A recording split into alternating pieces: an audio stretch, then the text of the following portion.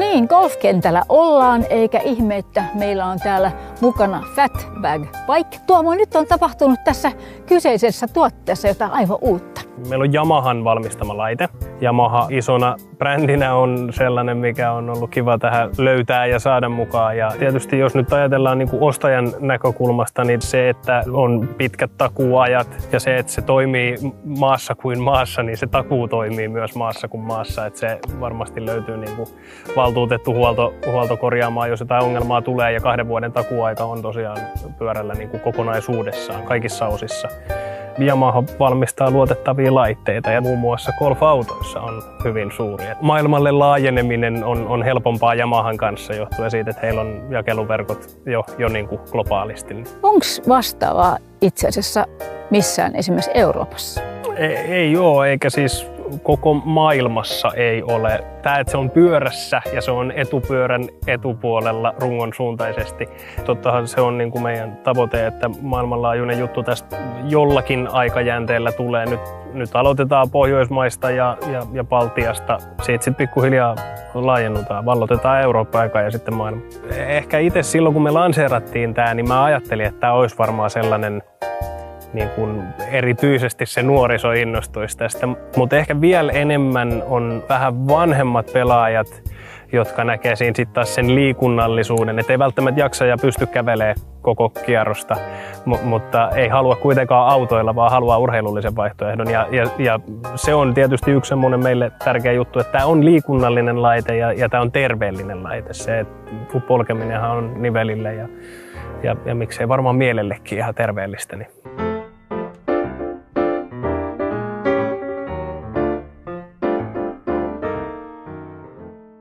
Kai, sulla on kuluttajakokemusta kyseisestä laitteesta. Kerros vähän niin kuin muutamilla sanoilla ensi vaikutelma, kun sulla oli, kun pääsit kokeilemaan ekaa kertaa. No tietysti kun on tämmöinen uusi sähköavusteinen homma, niin se on vähän totuttelemista, mutta sitten kun siihen pääsee rytmiin, mikä varmasti onnistuu kaikilta aika hyvin, niin kyllä siihen aika nopeasti pääsee haltuun ja oikein hauska monikäyttöinen vehje. Jos 4 fillaria lähtee omille palloilleen, niin tietysti se on paljon nopeampaa kuin esimerkiksi autolla touhuminen, että totta kai. Ja nivelistölle kivaa, vaikka olisi vähän ylämäkeä, vähän alamäkikävelyä ja muuta, niin se toimii siinäkin puolella. Että useampia kierroksia viikossa voi vetää kyllä helposti, kun käyttää tämmöistä laitetta.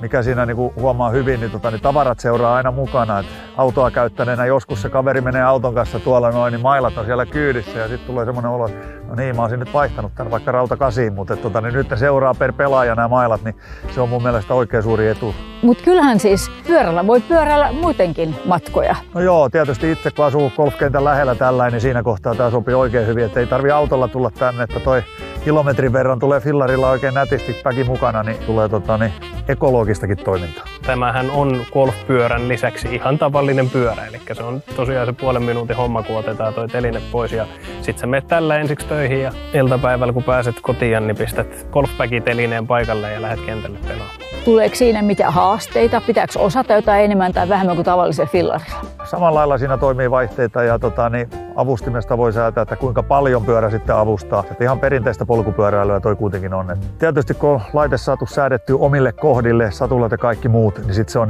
sulle asennettuna, niin silloin se toimii hyvin ja turvallisesti ja siinä on hyvät jarrut ja vehkeet. Niin toi on ihan loistava vehje. Kesän verran kun ollaan testattu, niin kyllä uskon, että näitä tulee enemmän ja enemmän tässä ensi kesää esimerkiksi näkyviin muillakin kentillä.